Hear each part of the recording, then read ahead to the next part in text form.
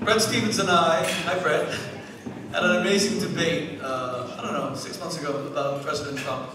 It was a fascinating debate. There's a whole debate going on in the country constantly about the president. We're not a political organization, we're a values-based organization. And Brett's one of the people I most respect, and we talk about values all the time. He's an amazing father, amazing husband, and an amazing human being. But as we debated the president, I said to him, you know, in the Jewish religion, the most important thing to us is action, action, action. And the other day I was speaking to Larry Kudlow, and he was saying to me, you do realize I am a Jew who is Catholic, and is that an issue? And I said to him, again, we Jews focus, Larry, on action, action, action. Now it is true that the Jewish community always seeks to preserve the spiritual integrity of our community. But I want you to know, Larry, how much we appreciate you do for the United States of America. How much we appreciate, and I want to say this to Jason as well, this is not a political statement, as I said, we're a values-based organization. In the same way when President Obama famously said on the 2nd of July, 2016, as I sat with Alicia and Marion, that Elie Wiesel was the conscience of the world, and I turned to my wife and I said, President Obama has achieved a permanent place in my heart that I will never forget to call Elie Wiesel the conscience of the world. And Elie Wiesel had passed away 5 hours earlier, and I was sitting with his family. I want to also say that everything President Trump has done for Israel and the Jewish people, Larry and Jason, is unforgettable. It is unprecedented. The constant support for Israel and the Jewish people. The constant fighting for Israel and the Jewish people. Not just moving the embassy and the Golan Heights and the Iran deal, but it's about someone who stands up and says, I will not allow the Jewish people to be vilified, to be demonized, character assassinated. The president devoted maybe 10% of the State of the Union address to fighting anti-Semitism and pointing out the victims of Pittsburgh, and I'll never forget it. And I want to finally say that a president who has a Jewish daughter and Jewish grandchildren has stood up and said that he cares whether the Jewish people live or die, and we appreciate it because we have not been a nation that has always been given that opportunity. And to have the most powerful man on planet Earth stand up and defend us is a great honor. So Larry, you're a busy man. You're here, you're retired, you have a million things that you've done, but from the heart. You know, the Talmud says the words that emanate from the heart penetrate the heart. I will never forget that you came here this evening, given your monumental responsibilities. And I'm going to ask one of our community's greatest philanthropists to please introduce you. And we'd love to hear your words. God bless you. Shmuley's asked me to introduce somebody that I've never met, but who's had an amazing impact on my life in the last year. Lawrence Allen Kudlow is, as Shmuley said, the director of the National Economic Council, and he's presided over an unprecedented booming economy that most expert economists said should have been fizzled out months and months and months ago. But he started out his career as a junior financial analyst at the New York Federal Reserve and left the public sector and went to work at Payne, Weber and Bear Stearns. Leaving the public sector, he went to go with President Ronald Reagan as an associate director for the economics planning at the Office of Management and Budget. And then after that stint, went back to Bear Stearns. And after Wall Street, he spent a short time advising gubernatorial candidate Christine Todd Whitman on her election campaign. And then he became a world-renowned commentator. And now he's back to helping the nation navigate through very, very tricky economic straits. And I just received word while I was sitting here today, the Wall Street Journal is predicting a new housing boom as the mortgage rates have now dropped to 4% again. And so we have one man to thank for that, the economic steward of America, Lawrence Allen Kudlow. Please come up for your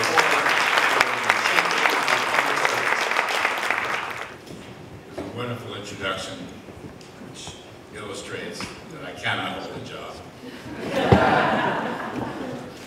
The one I have now as assistant to the president running the agency is actually the greatest job I've had, I think, in my long career.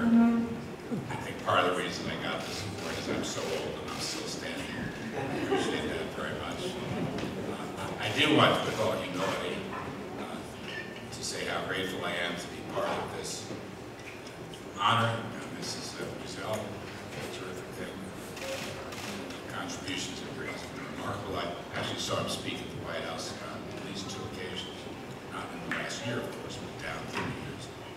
great treat to sit next to my idol, John Voight. It was wonderful stuff.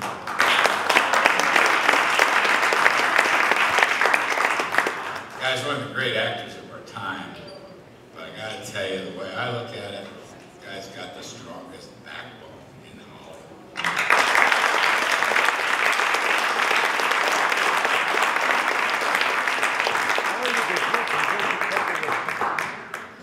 And Abraham trusted God. At the end of the day, he trusted God. He did fight. He kept his faith. That's a wonderful metaphor for, I think, some of the things we're talking about tonight. I want to get back to the Israel story. Sort of interrupted the flow there for a moment. I want to tell you that in my time in government, 35 years ago, Reagan, and as time went on, I went to Wall Street. One of the great mysteries of my life is how I became a television broadcaster and anchor and radio anchor and host. I don't know how that happened. But I did it for about 20 years, gave it up to come work with the Trump administration.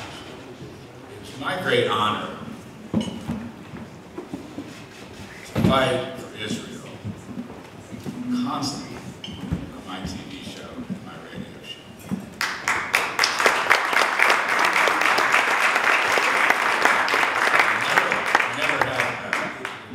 Quite true. I come from a very secular family. During a crisis in my life, crashed and burned, addicted for received into the Catholic Church. That was about 25 years ago. It has something to do with the fact that I hadn't had a drink or drug in 25 years. I think there's an overlap there, and that's one of the best things that ever happened. It's one of the reasons that I probably am still around working in the position I'm working in, which is the senior most job I've ever had. It's also the most fun job I've ever had. And it's perfectly okay for the president to call at 7:30 in the morning and argue with me. It's perfectly okay. I'm honored to have it. Now look, these years that I supported Israel on the air, my basic premise is that Israel, all of its traditions, histories, Israel is a democracy. Israel is the only democracy in the Middle East. Being a democracy in the Middle East, a pretty rough neighborhood, is a hard thing to do. In fact, we live in a world today where geopolitics have turned nasty. And actually, the notion of democracy does not have the broad-based support and acclamation that it had even 30-some-odd years ago, when Reagan and Thatcher and Pope Paul John II helped to overturn communism, godless communism, the antithesis of democracy, the evil. And for a while, it looked like that victory would resound as democracy spread throughout Europe and circulating into Latin America, which was a very big deal in those days, and even moving into parts of Asia. But you know, in the economics world where I hail, we're in a battle with China. China is not a democracy. China is a communist country. China, with which we are looking to make what could be an historic trade deal, if it is truly in the interest of the United States. China is just as mischievous in subverting democracy and freedom around the world as Russia. This is a tough assignment. Neither of them want to help Israel. Neither of them want to lift one pinky to help the great democracy of Israel. And so that, every day, wins me over. Democracy is about freedom. It's about freedom. And the Israeli nation and the Israeli history is all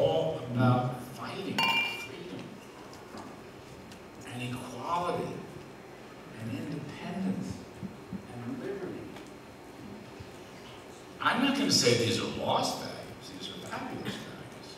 But I am going to say, with the passage of each year, as I see it, that fight gets harder and harder. And we have to defend Israel. And Israel has to defend itself. Freedom of speech and assembly, and equality and the rule of law and dignity are values at the very heart, as I see it, of the Israeli democracy and its experiment in the Middle East. And we can all learn from that. We should be holding Israel up as a phenomenally important example of how the world should work in its quest for freedom and independence.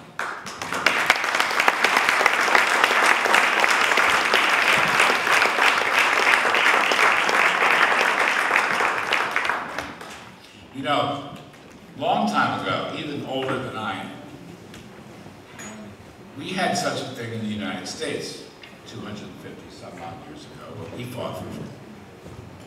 You know, we fought for freedom against the monarchy of Great Britain, which was its own little socialist state. That's what it was. And so we fought hard, proclaimed the virtue of life, liberty, and the pursuit of happiness. And so I'm applying that to Israel, as I see how Israel fights hard for life, liberty, and the pursuit of happiness. Freedom is also, and democracy, freedom gives us a chance to use our God-given talents, creativity, innovation, and openness, and discussions, and equality, our God-given talents to invent and produce. You know, one of the neat things, you know, it's not breaking news, I'm a free market supply side guy. You know, look at the Israeli economy. In the last 10, 20 years, it's become a really market-based economy and is booming. Prime Minister Netanyahu, Jason sat together in the cabinet with Prime Minister Netanyahu, was just in town for a quick bilat. And I was looking through his numbers, guys. I've known Bibi a long time. I helped advise him many years ago when he first started running for Prime Minister. You're growing. Israel's growing at 3, 4, 5%. No inflation. There isn't hardly anybody in the whole industrial world that can boast numbers like that. Israel's developed world leadership in technology. And then they found a whole bunch of natural gas, which, by the way, the economics of that discovery of natural gas is going to change everything in the Middle East. Trust me on that. We're doing it here at home under Donald Trump. We've liberated the energy sector. We are now the energy dominant country in the world. So we're kind of sticking it to OPEC and some of its unsavory members. But I love the fact that Israel, right in that neighborhood, is going to be on the front lines. I just love that. I don't think the Saudis and the others have appreciated all that that's going to mean. So that's my take. I fight for Israel all those years on TV every night, and on the weekends on radio, and a vastly overpaid job, which I gave up to go work for the Trump administration because of my beliefs in freedom and democracy in this country and around the world, most particularly in Israel. Celebrate tonight. Those are my goals. Those are my values. You know, history has proven, I believe, and will continue to prove, that freedom and democracy is on the right side of history. Right side of history. It may well be that the secular can merge with the religious, and the freedom and democracy are in the right side of history because God has pushed it so and given us these opportunities. I'm a faith guy. My whole life revolves around faith. As soon as I quit running my life and as soon as I start letting God's will direct me, things got a lot better. I think that's about freedom and democracy too. And I think Israel is a tremendous example of that. Now, my My colleague Jason went through some of the most important administration supports of Israel. I want to just cling to one of them, Jason.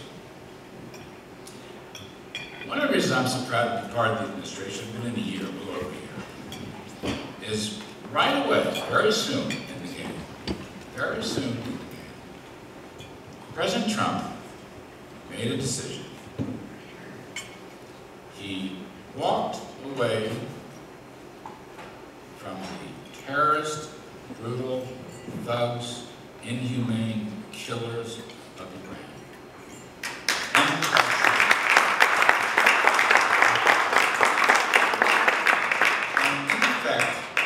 In effect, against world opinion,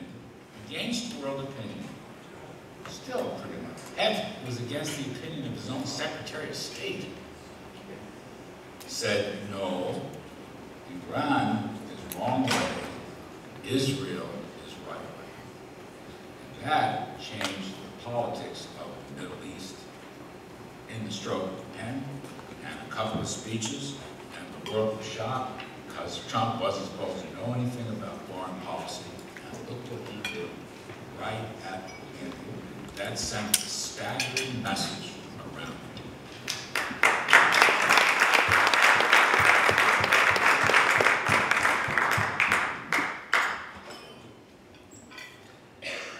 Be honest with you. How an American administration could ever have made a deal with a place like Iran, which devotes itself to terrorism, which wants to blow Israel off the face of the map, which is the antithesis of freedom, the antithesis of capitalism, the antithesis of economic growth, the antithesis of equality is beyond me. But, you know, God is good. God is good, so he puts somebody in who reverses that, and reverses it fast, and now has changed everything. And that's a wonderful thing. We are not perfect in the Trump administration. I take no credit for the economy, which is booming. I had something to do with making the policies. The rest of it's carried out by the people in America, exercising their own freedom to produce and so forth. But I'm just saying the decision on Iran will go down as an extraordinary historical decision which righted a huge wrong and which put the United States back on the right path. The United States back on the right path.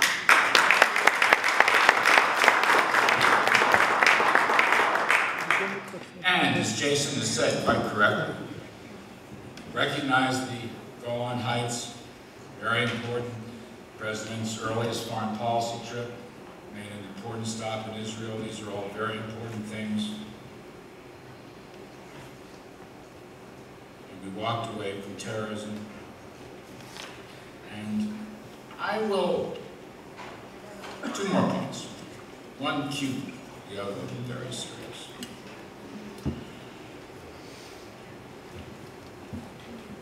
The Iranian decision is an illustration of something that many of us years ago talked about when we were fighting Soviet communism. My first years of Reagan in his first term, so third term. There is no moral equivalent between freedom and communism, between freedom and totalitarianism, between freedom and terrorism. There is no moral equivalent. You are either on the right side of history and mankind, or you are on the wrong side of history. And history has proven this again and again. And sometimes you have to do it all over again.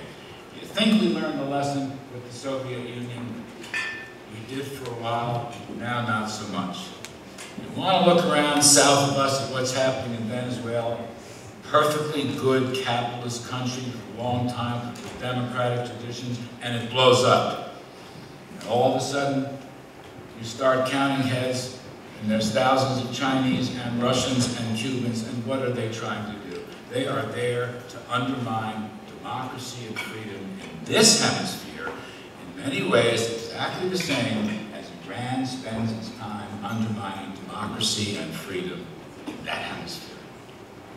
they are helped by the same nasties that are working in Latin America. You follow my line of reasoning, it's a never-ending battle. So I go on every night in the year and see NBC, and I do a radio show, big ABC here in New York. I miss it, but every time the subject came up, I would talk about it. Because of my beliefs in democracy and freedom. It's very simple. I'm a free market economist. And I believe that we should respect and fight for those countries that share these democratic and freedom values. It's real simple. Great thing about President Trump, I think Jason mentioned it, one of the great things. He's really leading the fight against anti-Semitism as well. You know, there is, unfortunately, a growing diaspora of anti-Semitism. I see it in the commercial zone in Europe. There are conspiracies in Europe by large-scale businesses and banks going to business with Israel. We have to go after them. I talked to Boteach about this. The evidence is mounting up. It's just part of the fight. And also, as Jason said, President Trump is more than willing to defend Israel's right to fight against the totalitarians.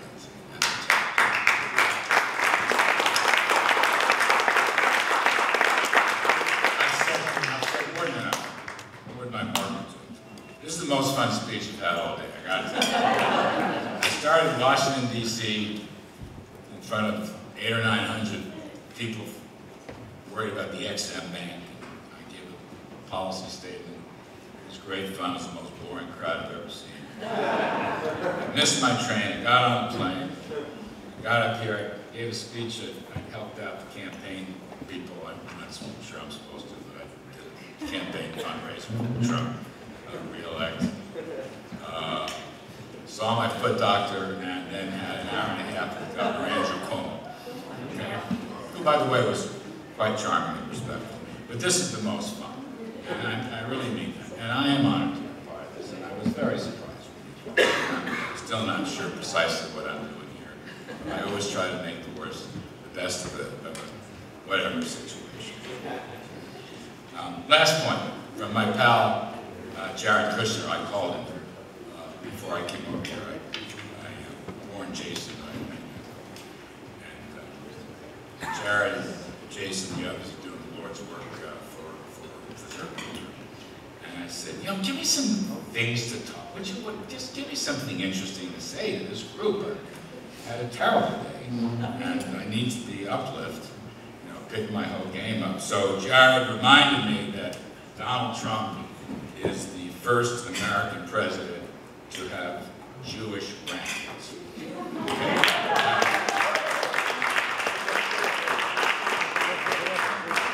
So, I'll get out of here. You're awful nice to have me. Very honored. I would just say this, when I think of Israel, I know there's lots of important thinking in this room about Israel, great traditions. When I think of Israel, I think of a country, bad neighborhood, beleaguered, a country that preserves its freedom and its quest to keep that freedom and democracy and liberty, which is a great lesson and benefit to all of mankind.